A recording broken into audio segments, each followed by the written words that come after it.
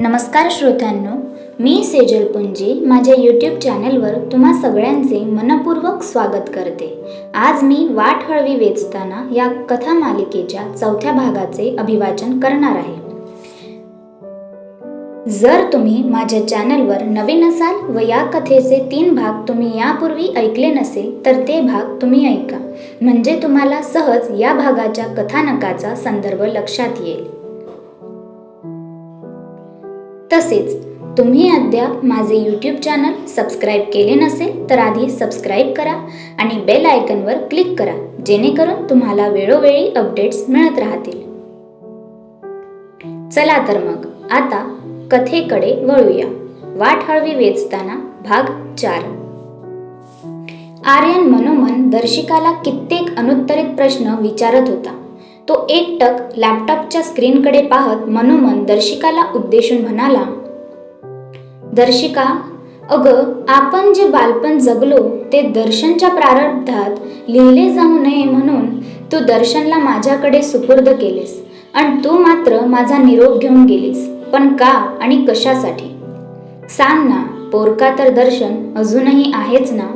कारण त्याच्याप्रती मी बाबाचं कर्तव्य निभावत असलो तरी त्याची आई कसा होऊ मी? तिथे तर मी कमी पडतोय ना कायमच. जगाच्या नजरेत आम्हा बापलेकाप्रती असणारी सहानुभूतीची नजर बोचते ग फार.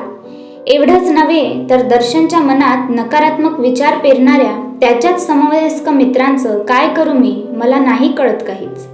कशा प्रकारे सामंजस्य साधू, कोणता उपाय शोधून काढू? एक बाप म्हणून कायम कमीच पडत आलोय ग मी. प्रयत्नच करतोय निव्वळ, पण त्यात यश असे काहीच नाही. आणि तूच सांग ना, यश मिळणार तरी कसे? कारण तुझी उणीव भासतेच सतत आणि ती उणीव कुणीच भरून काढू शकणार नाही. कुणीही नाही, कधीही नाही. हे अलिखित पण कोरीव सत्य आहे. राणी, दिवस काम करताना सहज निघून जातो ग, पण ही रात्र नकोशी वाटते. वाटेत एकटेत चालताना तुझाच आभास घडविते, जुन्या आठवणींचा गुंता वाढविते, बोचरी ही सांज वेळ. वर्णावर्णावर तुझ्याच उणिवेची जाणीव करविते, हतबल मन पोखरिते, अखेरही कातर वेळ. राणी, दर्शनच्या कित्येक क्लिष्ट प्रश्नांचे उत्तर अगदी स्वाभाविकरित्या देणारा त्याचा बाबा आर्यन जेव्हा तुझा आरू असतो ना, त्यावेळी स्वतःच्याच नकारात्मक विचारांच्या डोहात पार गुरफटून जातो, ज्यातून बाहेर निघताच येत नाही. माझेच प्रश्न माझाच जीव घेतात दर्शिका. मी काय करू? तूच सांग ना.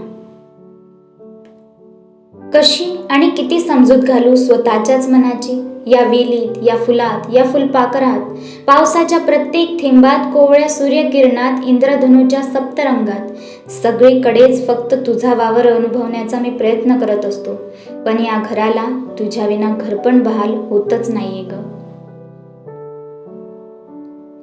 म्हणून तूच ये ना परतून, ये ना परतून. दर्शन झोपेत म्हणत होता की मी तुला हाक देऊन तुला थांबण्याचा आग्रह केला तर तू ऐकशील माझं.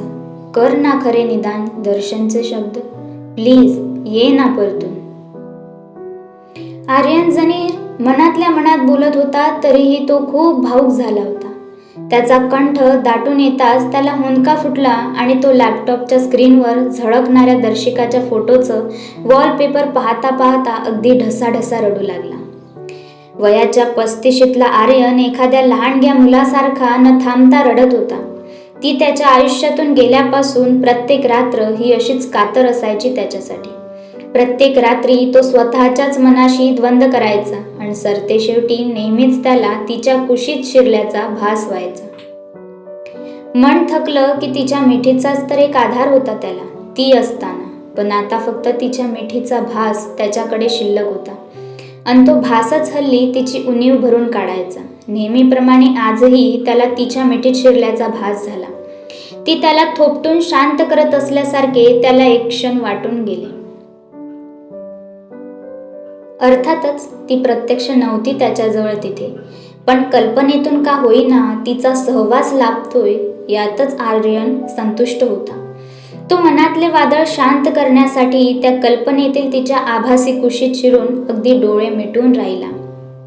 प्रत्यक्षात मात्र तो खुर्चीवर बसून स्टडी टेबलवर डोकं टेकवून डोळे मिटून पडून राहिला आणि कधी त्याचं मन भूतकाळात गुंतून गेलं हे त्यालाही कळलंच नाही. भूतकाळ. आर्यन ताम्हणकर अवघ्या 8 वर्षाचा असताना त्याच्या आई वडिलांचे निधन झाले आणि तो पोरका झाला. गडगंज संपत्तीचा मालक असूनही नातेवाईकांनी त्याला गंडवून त्याची संपत्ती हिरावून घेतली व त्याला अनाथ आश्रमात दाखल केले होते. तिथेच ओळख झाली होती त्याची आणि तिची. ती अर्थातच दर्शिका म्हात्रे, अनाथाश्रमातच कर्मचारी असलेल्या सुमित्रा म्हात्रेची सुकन्या. दर्शिकाचा जन्म होण्यापूर्वीच तिच्या वडिलांचे निधन झाले होते आणि ती 5 वर्षाची असताना तिच्या आईचेही एका दुर्गम आजाराने निधन झाले आणि ती देखील अनाथ झाली. दर्शिकाचं बालपण त्याच वृद्धाश्रमात गेलं जिथे तिची आई काम करायची. आर्यन स्वभावाने फार लाजराबुजरा होता. किंबहुना बालवयात आलेल्या वाईट अनुभवांमुळे त्याच्या ओठांवरचं हसू मावळलंच होतं जणू. म्हणूनच तो कुणातही सहसा मिसळायचा देखील नाही. पण अक्षरशः त्याच्या अगदीच विरुद्ध स्वभावाची होती दर्शिका. दर्शिकाला वास्तवाची जाण होती, पण तिला भूतकाळात गुंतून राहायची सवय नव्हती. वाट खडतर असली तरी प्रवास सुखकर होऊ शकतो असं तिचं ठाम मत होतं. म्हणून ती वाईट आठवणी कवटाळून घ्यायचीच नाही कधी.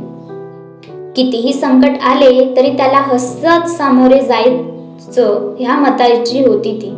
त्यामुळे तिच्यातली सकारात्मकता ती सगळ्यांनाच देण्याचा प्रयत्न करायची. प्रथम दर्शनी तिला कोणी पाहिले तर तिच्या संघर्षाचा कुणाला अंदाज यायचाच नाही, कारण तिच्या ओठांवर कायम हसूच विराजमान असायचं. आणि का कोण जाणे, तिला पाहिले की एखाद्या व्यक्तीचे नैराश्य खरंच दूर पळून जायचे. एवढा सात्विक आणि सकारात्मक वावर होता दर्शिकाचा. क्रमशः पुढचा भाग जाणून घ्यायचा असेल तर हे यूट्यूब चॅनल सबस्क्राईब करा. तसेच कथेचा हा 4था भाग आवडला असेल आणि माझे अभिवाचन आवडले असेल तर व्हिडिओला लाईक करा आणि कॉमेंट सेक्शनमध्ये तुमच्या प्रतिक्रिया आवर्जून कळवा. मी तुमच्या कॉमेंट्सची वाट बघते. Stay tune. धन्यवाद.